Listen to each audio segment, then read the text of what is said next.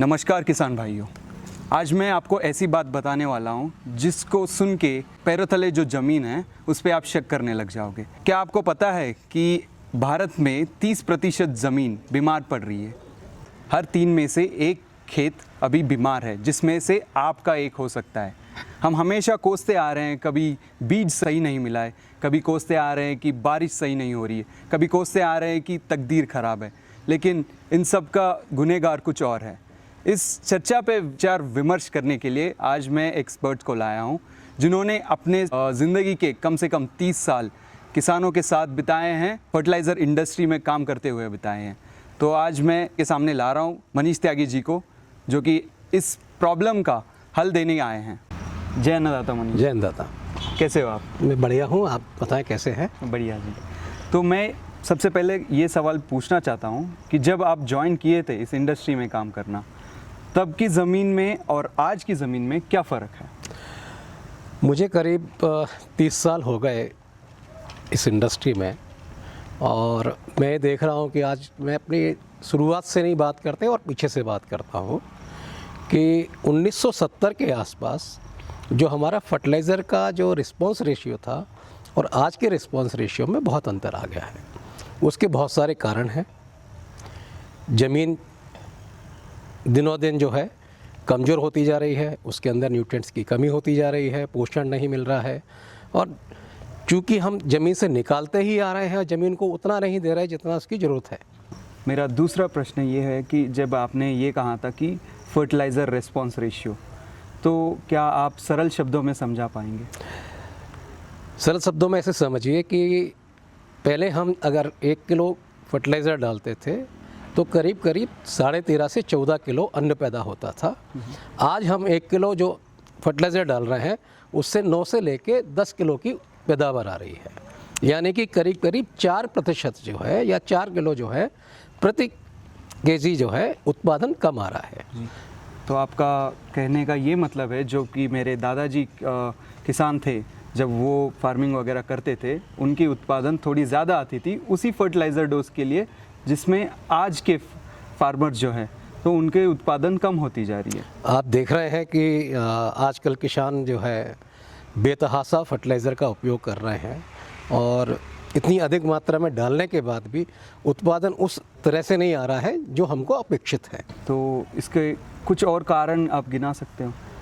इसका जो मेजर कारण है कि आपकी ज़मीन जो है, आपकी ज़मीन में जब आप फर्टिलाइज़र डालते हैं तो फर्टिलाइज़र डालने के बाद में आपकी ज़मीन जो है उसका पीएच बढ़ रहा है, उसका उर्वरा शक्ति कम हो रही है, उसकी पोरोसिटी कम हो रही है, उसके अंदर कैल्शियम की कमी हो जा रही है। सल्फ़र आप देखेंगे आज चौथा न्यूट्रिएंट जो है जिसकी बहुत समस्या देखने को मिल रही है, उस कारण आपकी ज़मीन का जो क्रॉप रिस्पांस रेशियो जो फर्टिलाइज़र का है वो आपको कम मिल रहा है। जी।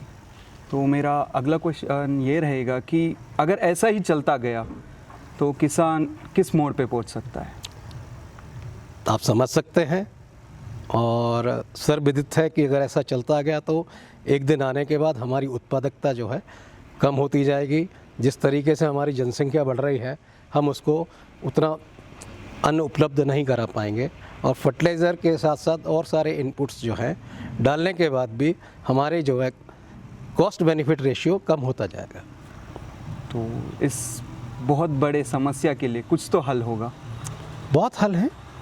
अभी जैसे हम बोल रहे हैं कि आपको कि कैल्शियम की कमी हो रही है, या ज़मीन की जो है पीएच बढ़ता जा रहा है, अल्कलिनिटी जिसको बोलते हैं या सैलिनिटी बोलते हैं, यानी कि ज़मीन बंजर होने के करीब जो पहुंच रही है, उसको सुधारने का एक तरीका है।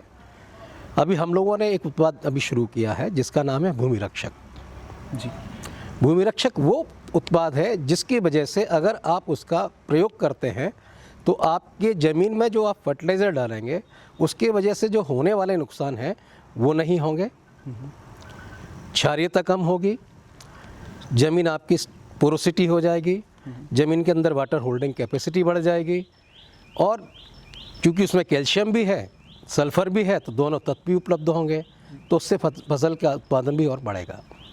तो ये भूमि रक्षक जो है उसमें क्या क्या कंपोनेंट्स हैं? भूमि रक्षक में जो कैल्शियम है और सल्फ़र है, कैल्शियम जो है आपके तने की मजबूती बढ़ाता है, आपकी जो कोशिकाएं होती हैं, कोशिकाएं जब ब्यूटन होकर बनती हैं, कोशिकाएं बनती हैं, तो उसको मजबूती प्रदान करता है। सल्फ़र क्लोरोफिल का एक भाग है। दूसरा, सल्फ़र अपने आप में एक फफूंदीनाशक भी है, और सल्फ़र के उपयोग करने से आपकी पत्तियां बहुत हरी हो जाती हैं, जिसकी वजह से उसके अंदर प्रकाश संश्लेषण की क्रिया बढ़ जाने से उत्पादन और बढ़ता है। जी, तो मुझे एक और बात मेरे दिमाग में जब से गूंज रही है, जो कि जब भी फार्मर एक फर्टिलाइज़र के बारे में बात करता है, जितने भी मेजॉरिटी ऑफ इंडियन फार्मर हैं, तो वो हमेशा NPK के बारे में ज़्यादा बात करते हैं। आपको क्यों नहीं लगता कि ये जो भूमि रक्षक है, इसका यूज़ क्यों नहीं करते होंगे वो लोग? देखिए, ये जो कहते हैं ना कि ज्ञान का अभाव, या एक भेड़ चाल चली आ रही कि मुझे यूरिया डालना है, यूरिया ही फर्टिलाइज़र होता है, या मुझे DAP या 20-20-0-13 डालना है, पोटाश का उपयोग कम करते हैं। आप देखेंगे आज के समय में हमारा फर्टिलाइज़र का जो रेशियो है NPK में देखेंगे उपयोग में, जो अनुपात है वो 9:2:1 का है, या 9:4:1 का है, जो कि होना चाहिए 4:2:1। और इसके अलावा जो सेकेंडरी न्यूट्रिएंट्स हैं, उनमें जैसे आपका कैल्शियम भी आता है, सल्फ़र भी आता है, और बाकी के न्यूट्रिएंट्स आते हैं, उनका उपयोग करना भी ज़रूरी है। तो अभी फार्मर्स को, जैसे मैंने पहले भी कहा था कि NPK की ज़्यादा आदत हो गई है। अभी कोई फार्मर बोलेगा मैंने तो यूरिया चढ़ा दिया है, नाइट्रोजन का सप्लाई दे दिया है, तो मुझे बहुत ज़्यादा फ़र्क दिख रहा है, पत्ते हरे भरे हो रहे हैं। तो अगर कैल्शियम का फ़र्क अगर वो देखना चाहते हैं, तो ऐसा कुछ नज़रअंदाज में आएगा? देखिए, हम हमेशा संतुलित पोषण की बात करते हैं। हमको अपने फर्टिलाइज़र को संतुलित रूप से उपयोग करना चाहिए।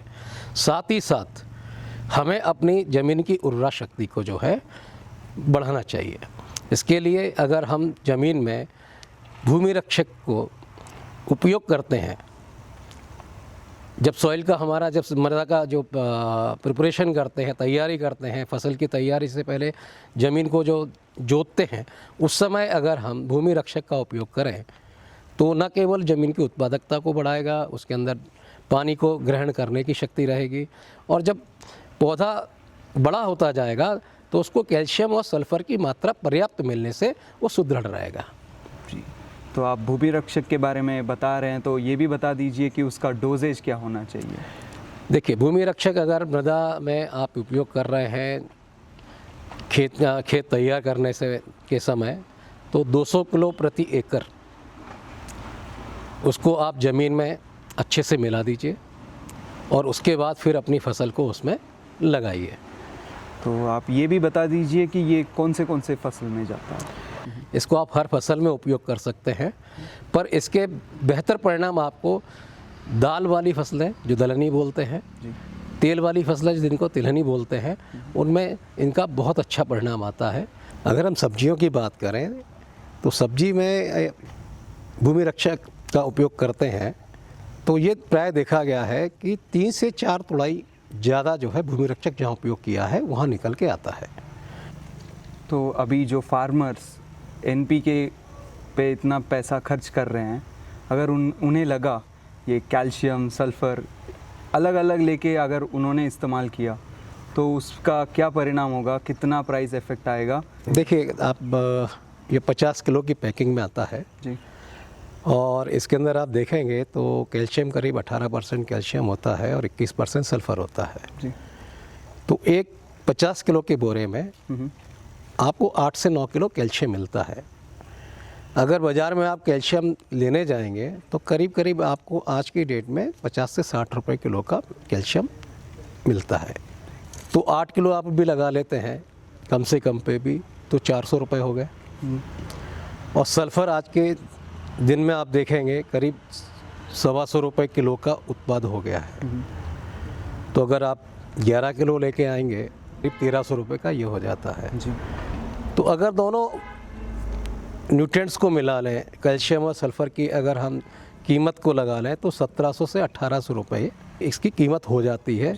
अगर हम लोग भूमि रक्षक को अगर उपयोग करते हैं तो आज के दिन में ये किसानों को 300 रुपये का 50 किलो का बोरा मिलता है। जी।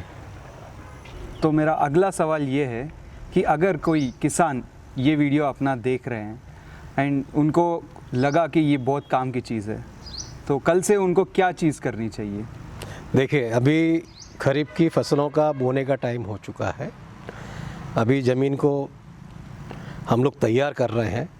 ये बहुत ही सही समय है जब हम भूमि रक्षक को ज़मीन में डाल के अपने खेत को तैयार कर लें, जिससे कि जब भी हम बुआई करेंगे तो उस समय भूमि रक्षक का भरपूर पूरा फ़ायदा मिलेगा। फसल बहुत ही स्वस्थ और अच्छी उन्नत फसल पैदा होगी। अब भूमि रक्षक के बारे में इतनी सारी चीज़ें तो बता दी, तो 2-4 लाइन भी हो जाए। देखिए, भूमि रक्षक किसानों के लिए वरदान, ये बढ़ाए ज़मीन की जान।